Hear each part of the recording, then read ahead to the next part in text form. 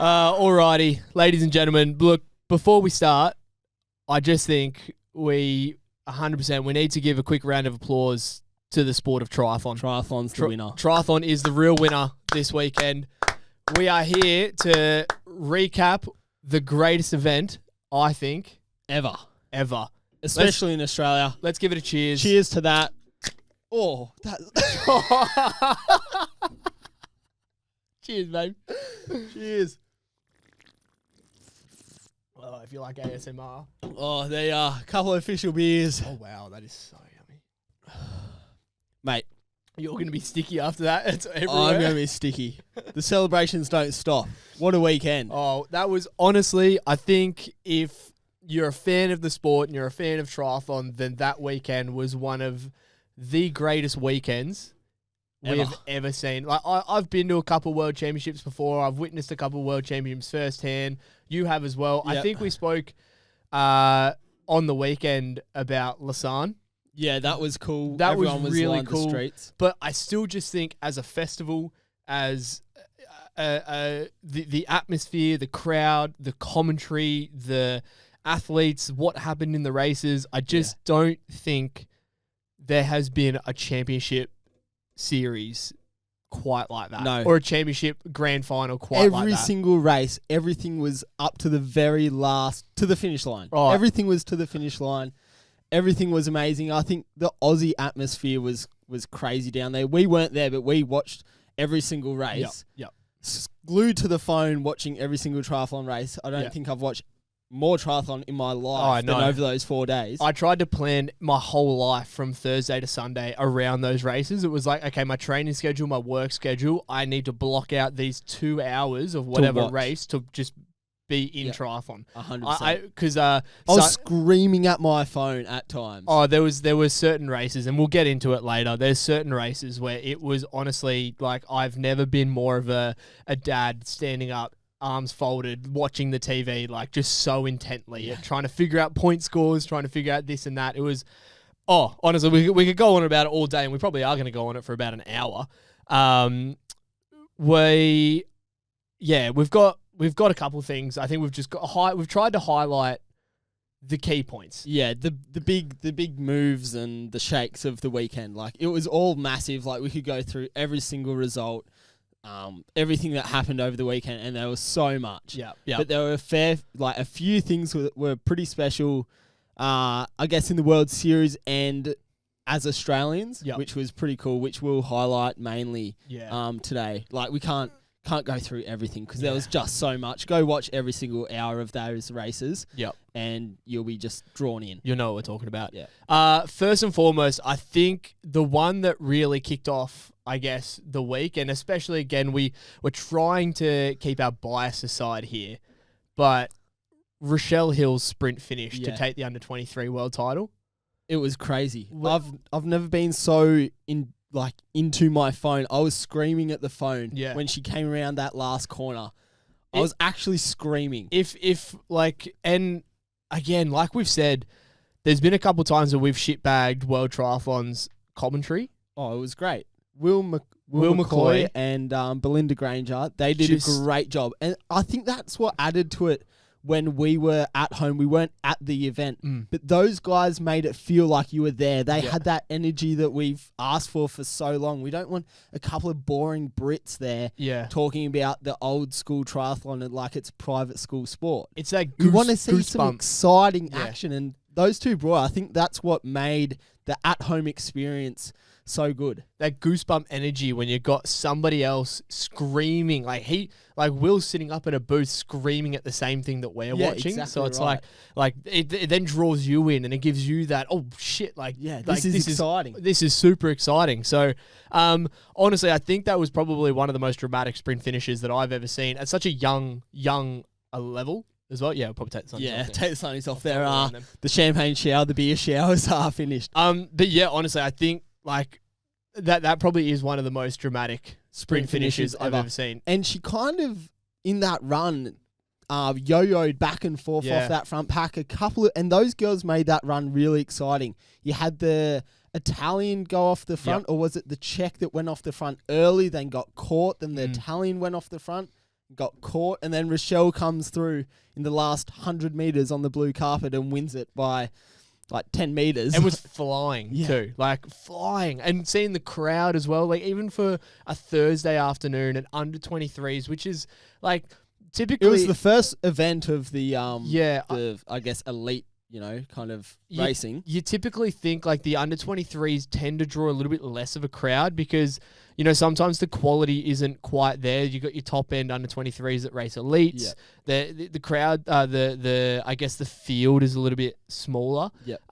So to still be able to draw such a big crowd, and like we said when we were doing the previews on the races, for so many quality athletes to still come all the way to Australia and race that, it made for such exciting racing. Like we had in that, I believe, the under 23s, second silver medalist at the World Champs. There was a few medalists at World Championships that were racing that race. Yeah, I can't remember if they were the 1, 2, 3 from last year. I think the junior women had a 1, 2, 3 as well. Yeah. It was pretty stacked, both those I guess junior elite women races. I think and again, back to Rochelle, she's kind of starting to, you're almost asking the question now, especially for the Aussie females. Is she the next big thing? Is she our lock for the next Olympics?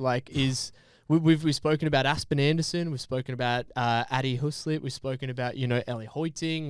We've had these athlete, Tyra Szynski. Yeah, and that was very impressive. Also really don't want to we want to make sure that Tyra Szynski's result does not go under the radar here because 7th place in a World Championships as well. 7th place in the under 23. It's some of the best results we've ever seen. And she has another year in the category, which is impressive as well. So we want to, Tyra in her own right is very much an up-and-comer who is killing it too. Yeah. So Rochelle's win, phenomenal. Tyra Szynski, also a phenomenal 7th. The big thing with both of those two girls that we were a bit unsure of is that they were both pretty dominant at the start of the year, and I know Rochelle had a bit of a minor injury. We're not too sure. I think it was stress-related somewhere, I believe. But both of them chose to stay at home instead of go over and race the European circuit, which is pretty unheard of, especially at that age. Exactly right. You would have expected them to go overseas, race a couple of European World Cups, and then come back here. But it paid dividends to stay at home, grind away in the corner, out of the bright lights of the world, World Cup scene. Just stay here and train. And they trained well and they executed on that big day. That's all that really mattered to them. It didn't matter the World Cups. Yeah. They went there to go win an under 23 World Champs, and they both... Well, Rochelle won it and Tyra came 7th. Put herself in the best position possible. And as an under 23, sometimes that is the big picture. If you're not quite you got your Emma Lombardis and your Henry Graffs, who are those top end under 23s who are also competitive in the elite World Series. If you're not quite there yet, master your craft back home and go and fight for a world title, especially if you're an Australian and it's in Australia. I would understand if you go over for a European World Champs and you do a couple races, leading in. But, I mean, they probably made the right choice I think they picked and choose what races they want to do well because, as we said before with a couple of the guys that got injured for the Australian junior team, they were racing for so long. They went over to Europe and raced, but these girls stayed at home, raced early season and qualified, trained for the next few months, didn't go away and race and, get tired and get injured and whatever else happens, and then came back and peaked again at the right time.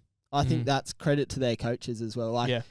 And actually, two pretty cool coaching relationships there. You have Tara with her brother Jack, and then you have Rochelle with her mum Rena. Yeah. That's, I know. in the family, pretty cool kind of, coaching relationships. And both of them not bad athletes themselves. Jack Szynski is a long course athlete who does very well, racing himself, and Rena Hill is an Olympian. She's an Australian great. Yeah. So, like you said, very, very cool. And for me, Rochelle's almost giving glimpses of an Ash Gentle. Her bike and run is so strong. Her bike especially, and to be able to run off we clearly she just showed she clearly can run off a very strong bike.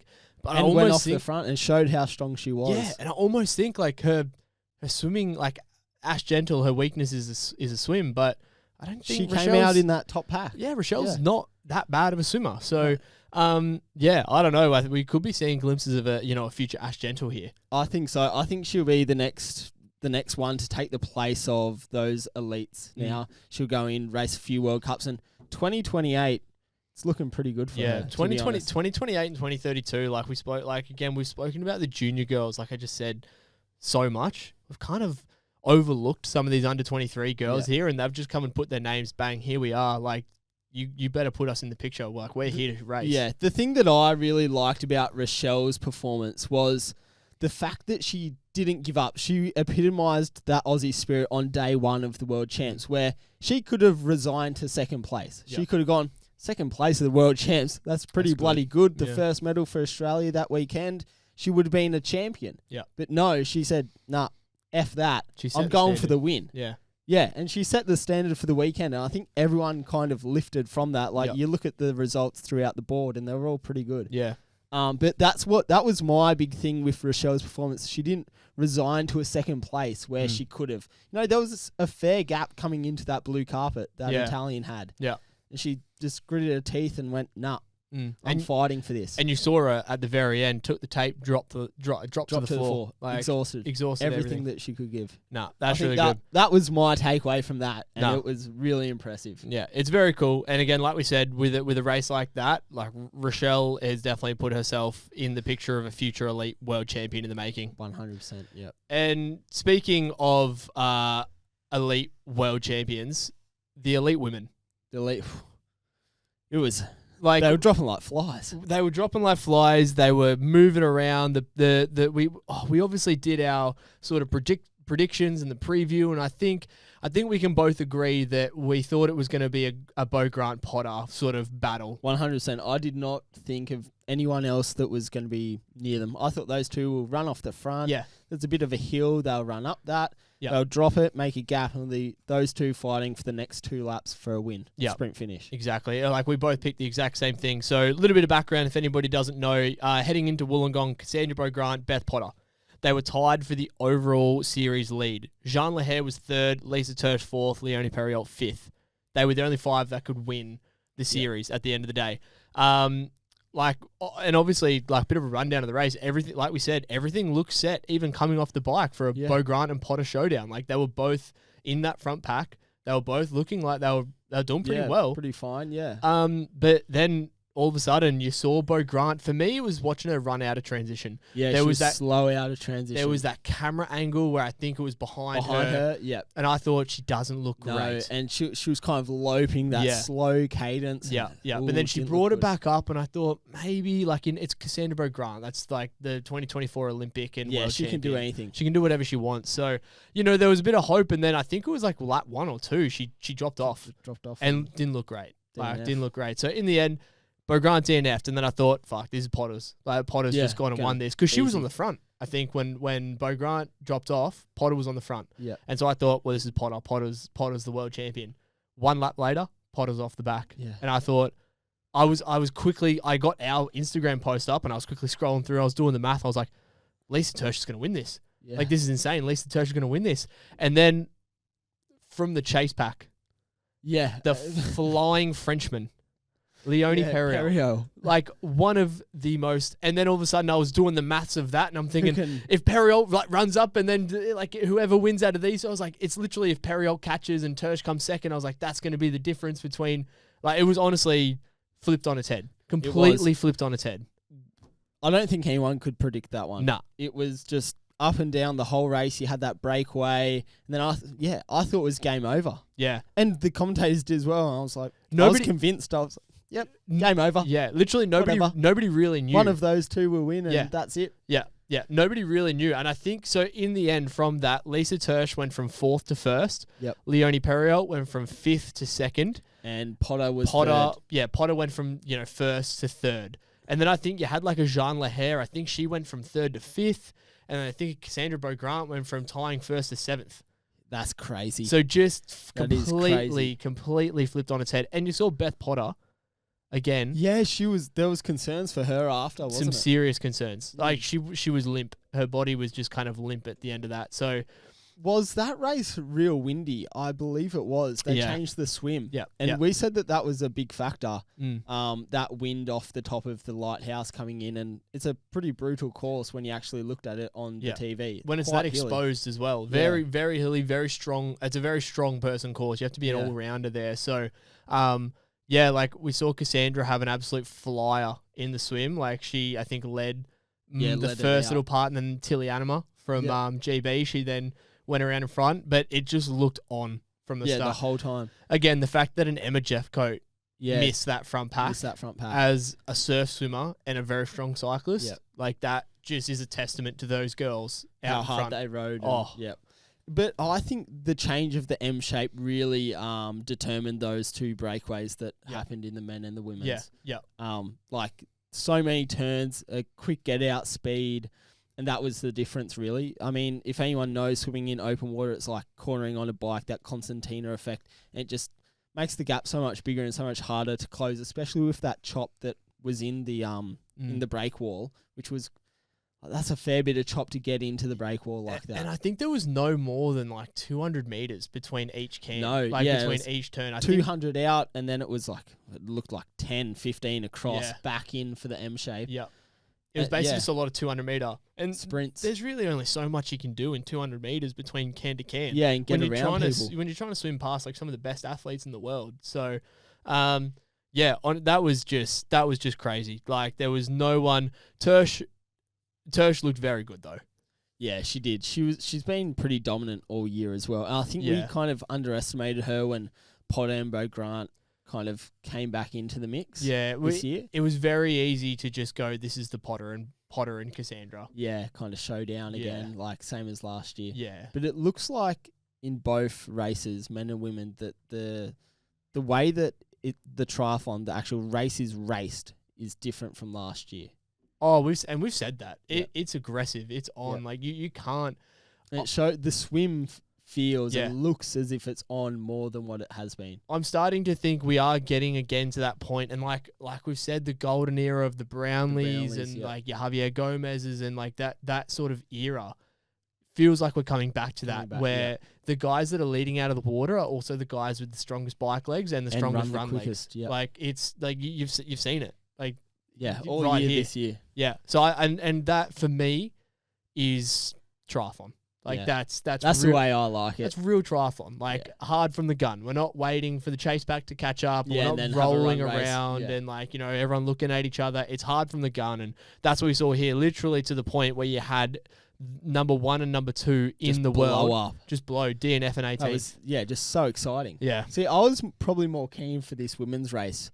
I didn't think that it would go that way. Yeah. But I thought the battle between those two was going to be the most impressive of the weekend. Sad that we didn't get to see it, but then we saw a completely different battle between Tersh and Periel. Who was the strongest of the year. They do throw a fair bit of shade at Tersh, though. I did hear that. They don't like Who her was too that? much. Who said that? Was it the person that came second? Oh, third. I can't remember who it was now. Anyway, Jess Fulliger. Jess Fulliger. She goes, I don't mind third because I actually rode hard. Someone said that. Yeah, whoever third was. Remember. Now I can't remember. But that's kind of been all year. They haven't really liked Tersh. I think they said about it was about Bianca, the Italian, and Lisa, obviously Lisa Tersh, the German. So I think they were very much like, I'm happy with that because I actually rode hard. In the race. Again, can't remember who, but. That is definitely a bit of a and again, like some people are okay with that because I think Belinda Granger even said, look, that's tactics. Racing is racing, and I agree with that. Like racing is racing. You've got to do what you got to play to your strengths. Exactly. The run is Lisa Tersh's strength, and I think for Bianca, she's not that great on the bike, so she's just going to sit in and save your legs. Exactly. So again, it is it is tactics, but I would probably also be annoyed. Okay, on to the men's. Well, if that was chaos, this was cool as a cucumber. Matt Hauser in control. That guy he's too smooth, isn't he? Honestly, the question has to be asked, is he the most complete triathlete in the world right now? Right now, I think so. He led out of the swim.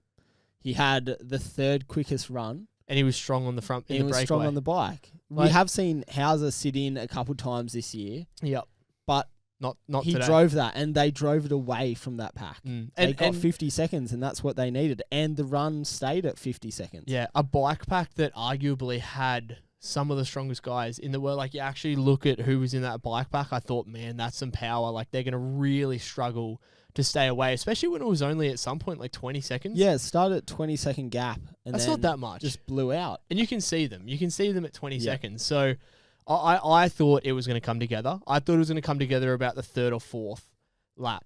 But he just has been...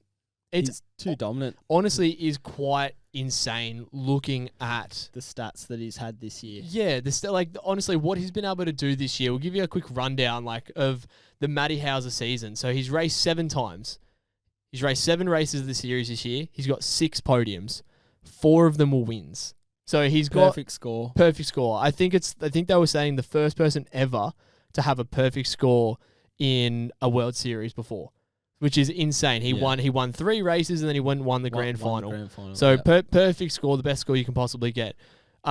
He was top 2 out of the water in 6 of the 7 races he did, and he was top 3 in the run in 5 out of the 7 races he did. That's just dominant. Like, that is dominant right there. And like we spoke about, most of these races were breakaways, so he's in that breakaway pack driving the train. That pack, even in races where it did come together. He just was then able to run away. Like, how do you beat someone? This is like screaming for me, Alistair Brownlee, where you're dominant, leading out of the water, but then you're also breaking away on the bike, and then you're also running the fastest and running off the front of your pack. How do you beat that? Like, I actually don't. I don't understand. I don't know who's going to come in the next couple years. I don't think Lachie, Lleyton Wild coming in next year if they come back. No, I don't think they're doing it. The sport's changed. Like, well, you can't have like an Lachie or Lleyton Wild, like, great cyclists and great runners. If they did get to Hauser, but it's even like Hauser's even asking the question if they're running now. Like, in that very first race in Abu Dhabi, Hauser and Lleyton went toe to toe for, I think, like 7.5K. Yeah, most of it, and he only got him by a couple of seconds. It wasn't that. It wasn't that. And if it's a breakaway, like, they're not running Hauser down anymore. No, like he's too good. I think the consistency over the season, his worst result was a 7th in Calavari. Yeah. That's still phenomenal. He didn't need to go to Calavari. Well, you even look at, like, his worst result is still better than Lleyton and Alex's. I know they only raced like 2 or 3 times this year, but it's still better than their best result. Yeah. And this is like, again, we know that Lleyton and Alex have focused on other things this year, and, you know, that's beside the point. Credit where credit's due. Matty Hauser has just taken, like, they've all gone and decided to do this. Yeah. Hauser's decided to do this. Yeah. And he's fucking nailed it. Yeah, exactly. I hope he can hold on for 2028, because if this guy can keep on growing and building from where he is into 2028, that's dangerous. We're going to see that sort of prime Ali Brownlee, prime Vince Louis sort of just dominance. Yeah, I think so. I think over the next few years it'll be the Hauser show. And I hope so, because like we've known, Hauser's been someone that I've watched race since he was like 15 years old. And I think anybody in Australia, especially anybody in Australia, maybe New Zealand, anybody that's watched Hauser race since he was, you know, that young kid, like this, what he's done here, this was never like him winning a world championships. It was never a matter of if, but when. Like, when is Hauser going to win a world championships? When is Hauser going to be able to get it together mentally, physically, to just perform in 1 year? I mean, I don't, like, this is unexpected to be this dominant, but for me, Hauser's always been the guy that was going to be a world champion. He was always Australia's golden child. He was always like this product that we just, a godsend from, you know, heaven, because like he is Harvey Bay. Godsend from Harvey Bay. Godsend from the Bay. So, and on top of that, he's the first Australian male we've had win a World Series in 20 years. So he's broken a 20-year drought. And we said it earlier, and I think it came down to this World Championships, and you saw it at this World Championships, was the I've lost the word, but it's like the hope for Australian triathlon is back, and that spark, it feels like there's a spark there. And I think Hauser's ignited that. We kind of said at the start of the year, it feels like something's growing now. Something's growing within Australia, and the sport in Australia is growing and growing.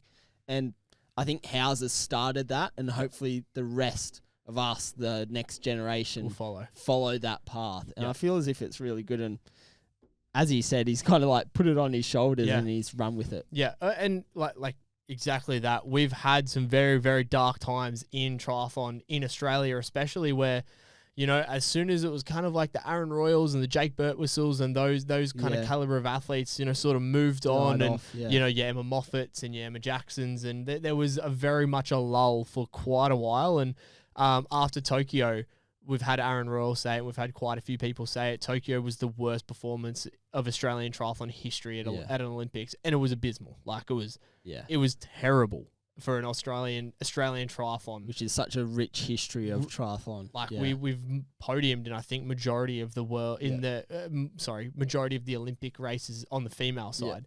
So to just go into such a very, very dark time in triathlon Australia, it was an embarrassing time for era, exactly. We were laughed at. So Hauser's definitely been the I guess like the torch holder of Australian triathlon, for the last couple years now. And like you said, we've got a Rochelle Hill, we've got a Tara Szynski coming up. Sort of, we've got plenty of juniors, strong juniors. Yeah. So, and I think that is, like you said, off the back of a Matty Hauser carrying us for the last couple years. Yeah, it's been impressive.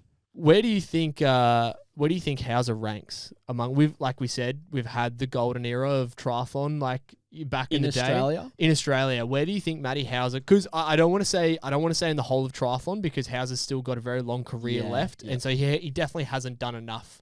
Like, you know, we see some Vincent Louis, and we see some Alistair Brownlee consistency in him over the years. This is his first year where he's really been this dominant. So let's give him a couple more years, and then we can ask the question But out of the Aussie greats, you got your Chris McCormacks, your Crowies, you know, your Ash Gentles. We've had our Moffats, all your Emmas.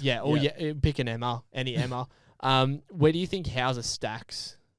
I think he's right up there with all of them now, because it's also a different generation where you needed that generational kind of hero. Yeah. And I feel as if he's the new generation's guy. Yeah.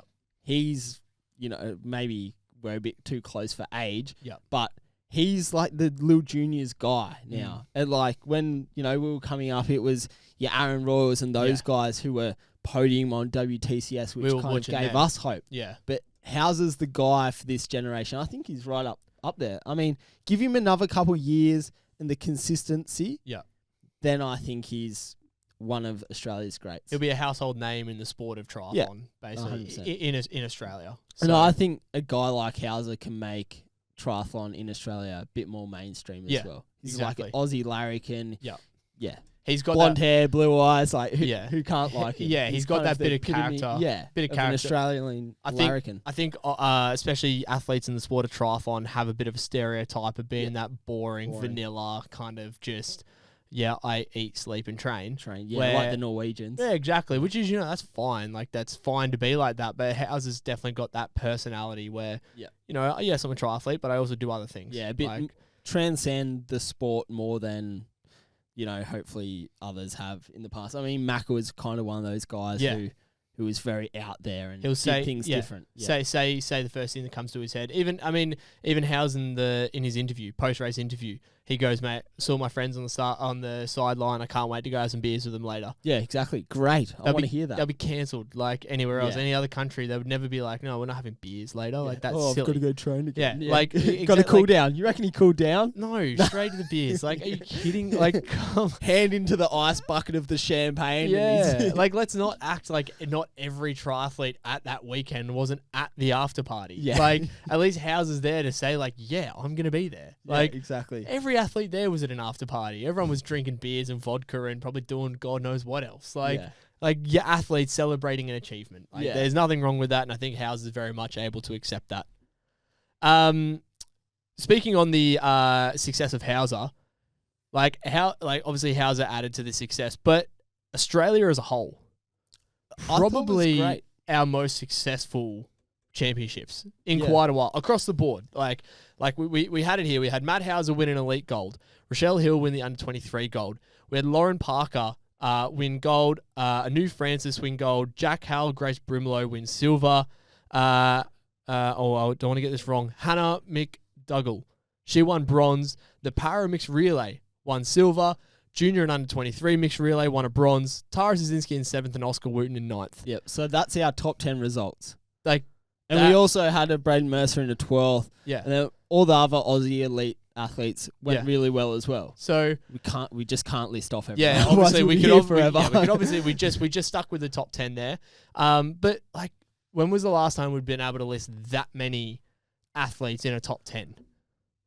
Like, not last year, not the year before, or even just a podium. Yeah, like we haven't not for a while. We haven't had that many people be in a podium position before. Rochelle Hill hadn't. The under-23 win for women's hadn't happened since, I believe it was Charlotte McShane, or was it Ash Gentle? That was back in like 2010. Yeah, it was about 15 years ago. Yeah, that's a long time. Yeah, it was really cool. I mean, I know like a Oscar Wooten. We've definitely had some junior World Championships. Like obviously Matty Hauser was, I think it was 2017. Yeah, you had Lorcan get a silver. Lorcan was in 2019. So we've definitely had some juniors come up and set the standard. But like, again, even to sort of across the board, like we've got top 10 results from elites to under-23s to juniors to paras. Like across the board, we're doing very good. Yeah. And we're looking at relays now. Under-23s paras, under-23s and juniors, you got a bronze. Paras, you got a silver. And we can't forget the elites in Hamburg who got the gold as well. Like, we're back. It's domination. We're back. We're back, baby. Like, that's so, and like we've had tingles. We've had tingles. Yep. We were tingling at the start of the year that this could be back. You were very on it. I was very on it, and I was a bit optimistic. You were a bit optimistic, but I feel as if it has to start with a bit of hope somewhere. Yeah, you got to have a bit of hope. We can't be in that negative kind of, like, you know. I wasn't like that. No, I know that, No, but like, let's just say the atmosphere of triathlon in Australia was a bit, you know. Yeah. Dark at some time. It was kind of like, like this kind of shit, blah, blah, blah, blah, whatever else happens. But you have got to have a bit of hope that it's going to turn around. We have some great juniors, and you see it. Juniors, under-23s, elites. We have some great athletes. And I feel as if there's always been this kind of stigma around the world of triathlon that Oceania is kind of a lesser race. We got left behind at some point. Yeah. And yeah, there was a period that happened, but I feel as if Oceania now is a place where it's developing great athletes. You look at a lot of the Kiwis as well. They had some very good results. Yep. And it's all kind of coming together now. I feel as if that bit of hope is all that's needed. I feel like we had that like 20 years ago. We were super dominant. The Europeans caught up. Yep. And then we kind of were left on the back foot a little bit, but we're starting to creep ourselves back into it. And I mean, like, what better way to reignite that flame than a home world championships, like a crowd like we saw. Yep. Like, there's nothing like that. Great. Like you said, it feels like the start of something very good. Like, I feel like we've reignited that flame. Yeah, especially with potentially that look of 2032 on the horizon. Exactly. That's not that far away now. No. 7 years. Yeah, we've got 3 years to build into LA, and like, obviously, I think that's been the talk of the, I guess, like the Australian performance is like, let's get our systems in place right for 2028.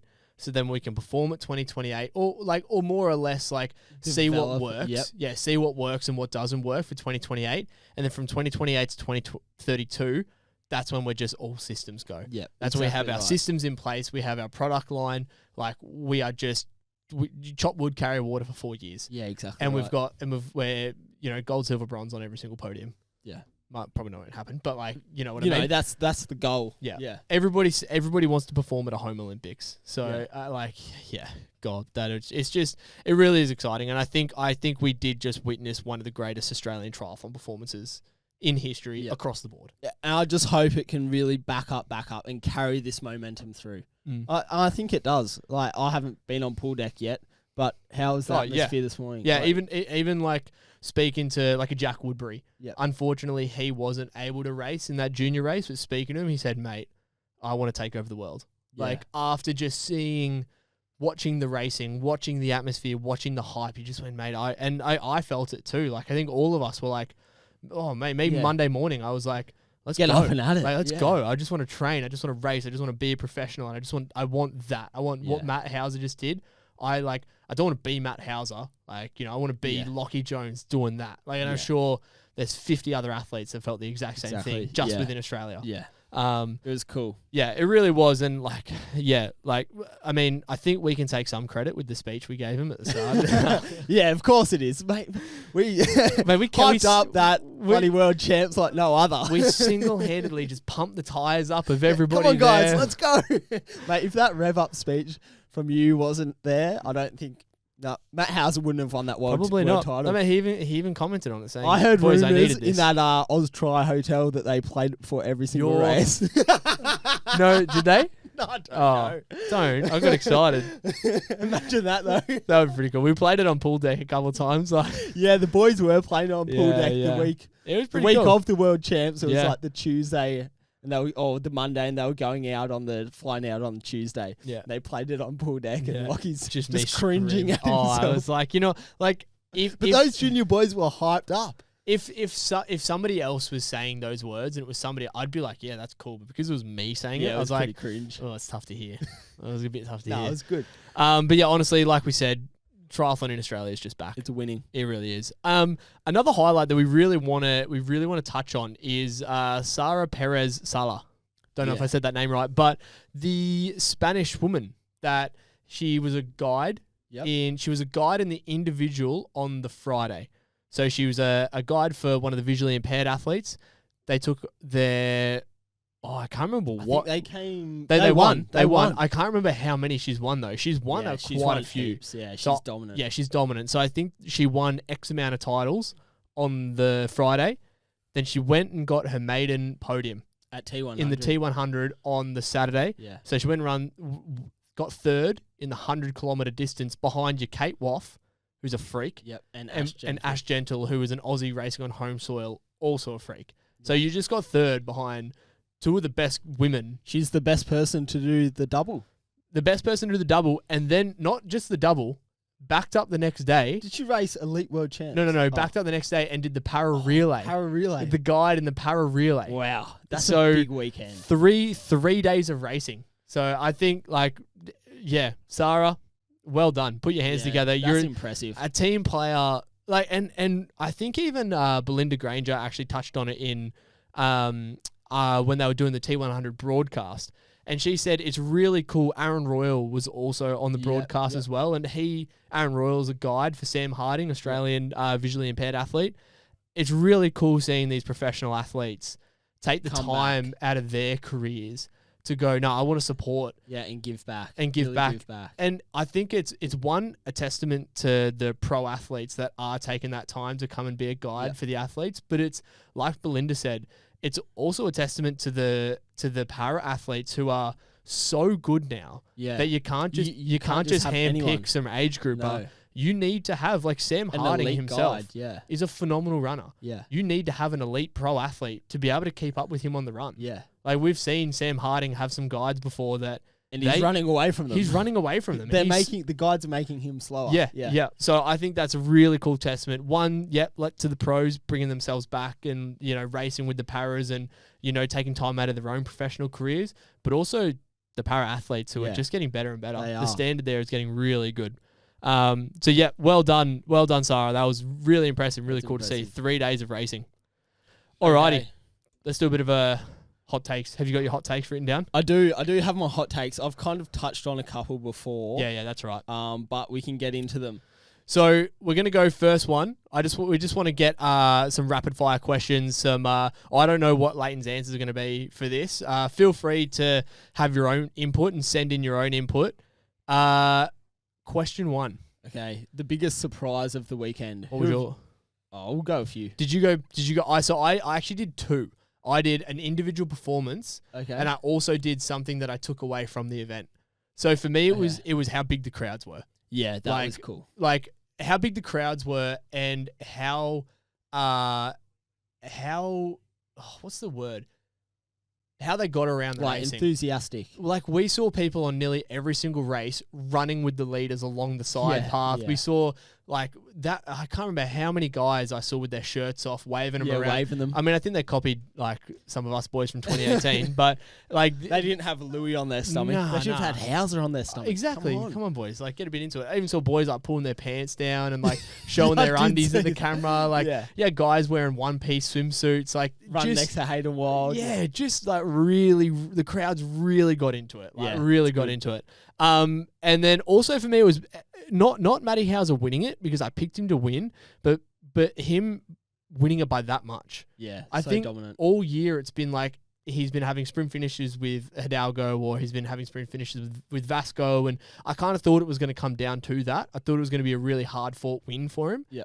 He won it easy. Easy, yeah. So that for me, it was not Matty Hauser winning, but the way he did it, the fashion. Won. Yeah. Like, he took a victory lap, basically. Yeah. My biggest surprise of the weekend was actually David Quintero in second. Yeah, okay. With a 28.54 run. Yeah. I think that has to be one of the quickest runs in triathlon. Especially on that course. Yeah, it's a hilly course. It's got to be 10K. I believe it was bang on 10K. I think that was impressive. So David Quintero running up to second. He's scary. And I actually thought when we were seeing the chasers, the Vasco, Max Studer, and Quintero, I thought, I think they pulled back 20 seconds or something in a lap and a half. Yeah. Thought Hauser's got to be careful. Like, and then Atkins was there. Gave him the 35.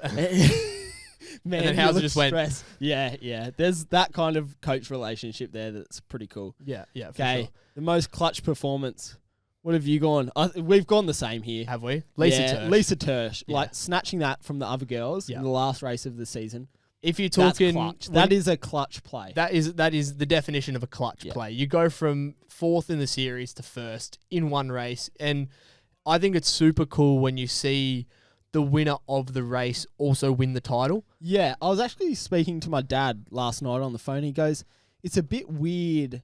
He comes from, like, a footy background. Yeah. And you have, obviously, the prelim champion, don't you? Who wins the points. Yeah. But then you have the actual grand final winner. Yeah. So I think he was confused. Like he said, but it's kind of confusing from an outsider looking in. Not that he's an outsider, he's very much involved in it now. But you look at someone who may not have won that last race, which is the World Championships for all of the other races, then he becomes the world champion through points. It's a bit weird. And we had that discussion last week. I think I like it the way it is. It shows consistency. Exactly. So I think, it's tricky, because I do agree, like, last year, Hayden Wild won the grand final, but Alex Yee won the World Series. Yeah. So that's where I understand it gets a little confusing there. So it was really good this time to see both of those two. Yeah, Lisa Tersh with, like we just said, a clutch performance coming in and just, like, winning the grand final and then winning the World Series on top of that. And Matty Hauser doing the exact same thing. So, I do.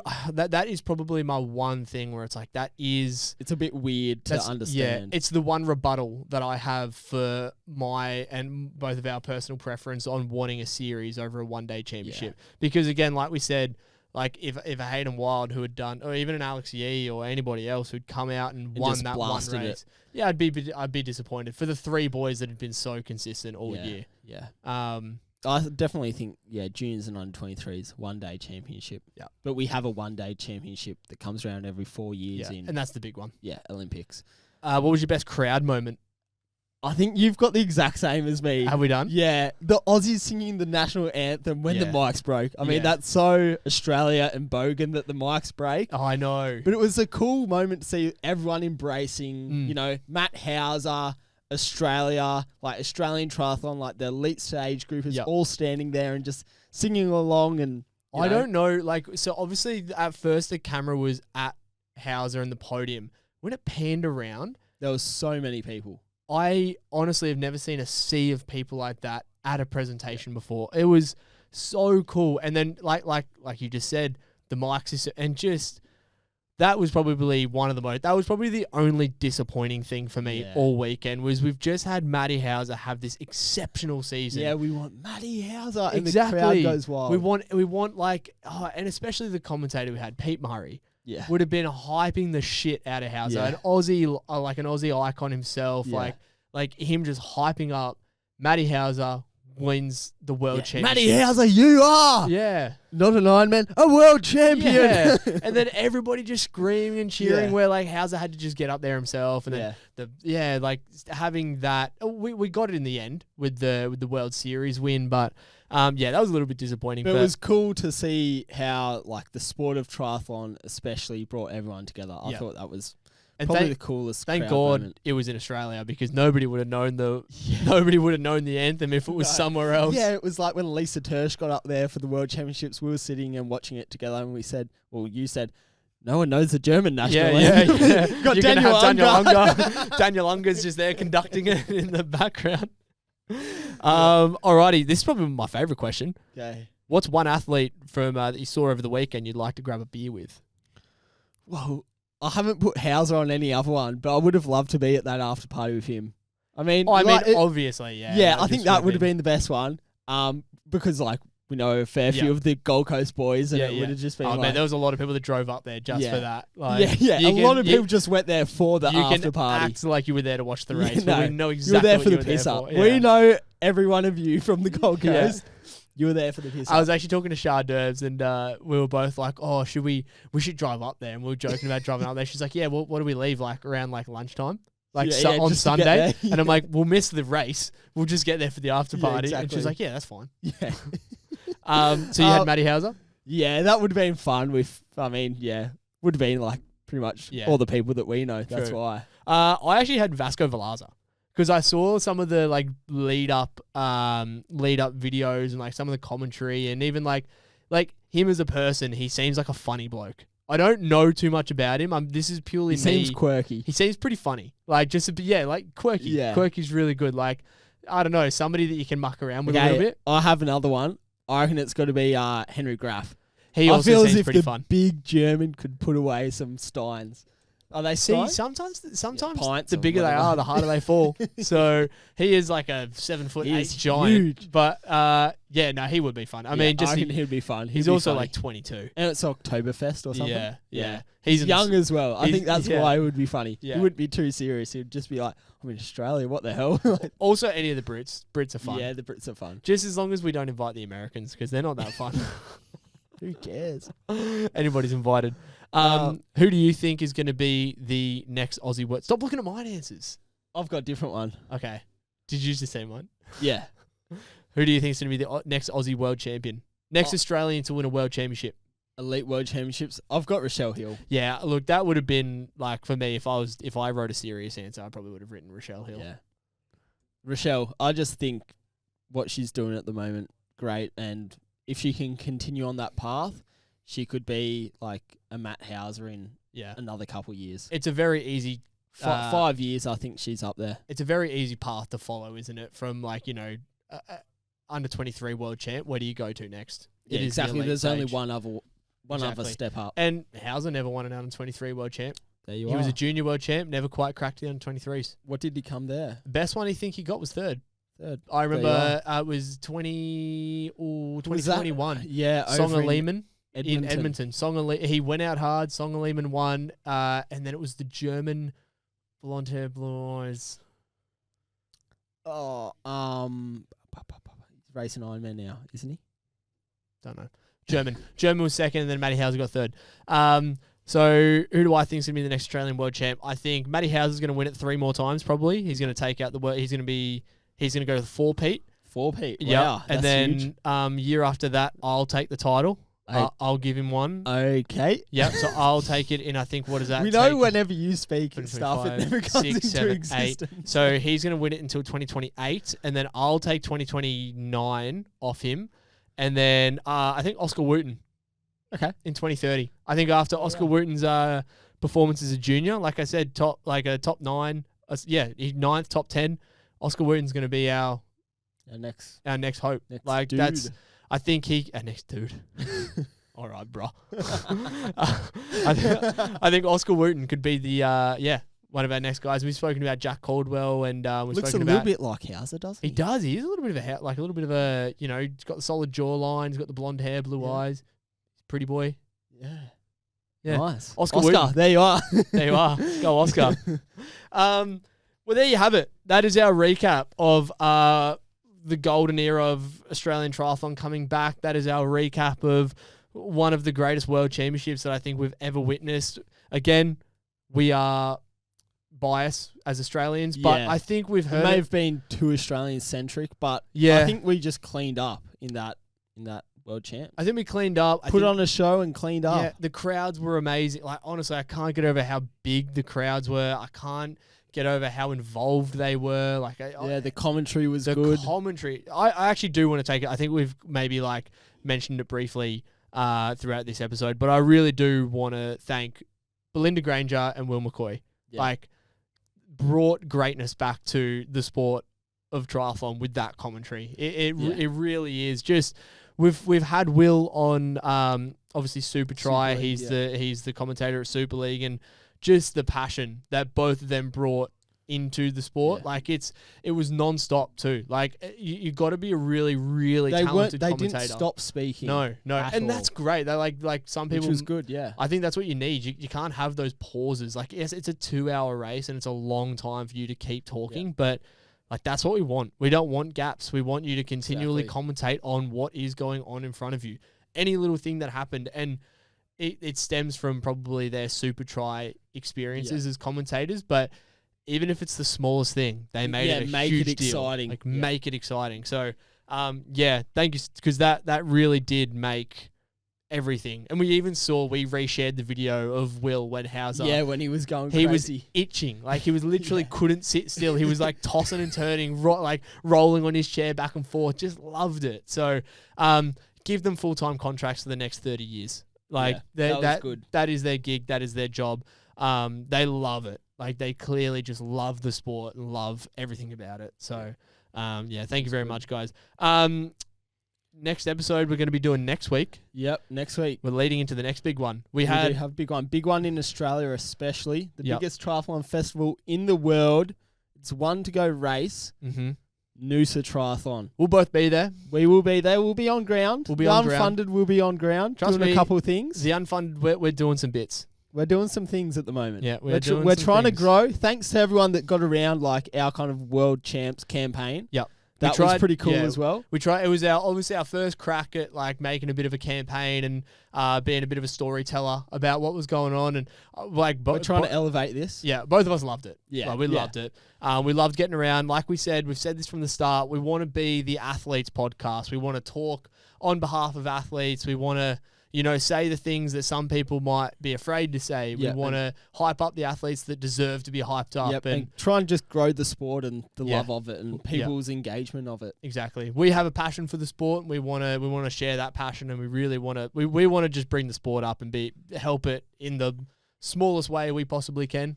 Even if we help it a little bit, we've helped it. Better than nothing. It's better than nothing. But Noosa will be up there doing a few things. So we'll preview that next week. Yep. It's a massive race for Australia. And look, we just had a world champs here. So I think there's some big dogs coming in. There could be some big dogs. Hopefully we can report on that more next week. Yep. Alrighty then. That is the end of episode 29, the Wollongong weekend recap. Once again, thank you very much to our sponsors, the Official Beer Co. I'm feeling a little bit dizzy after that beer. Had a hard VO2 swim this morning, so thank you very much for keeping the lights on and the wheels turning. If you want to get in contact with us, we are on Instagram at the Unfunded Pod, or you can send us an email at the Unfunded Pod at gmail.com. Cool. Thanks for listening. All right. Thank you very much for listening. Keep running those numbers up, baby. Oh yeah. 1,000 followers. Yeah, 1,000 followers. That is huge. Yeah, just want to say that's why we actually cracked the beers. Yeah, that's our own little win from the weekend. I know we got some world champions and whatnot. You do your thing, but realistically, we got 1,000 followers. Yep. Thanks. All right, see you guys. Bye.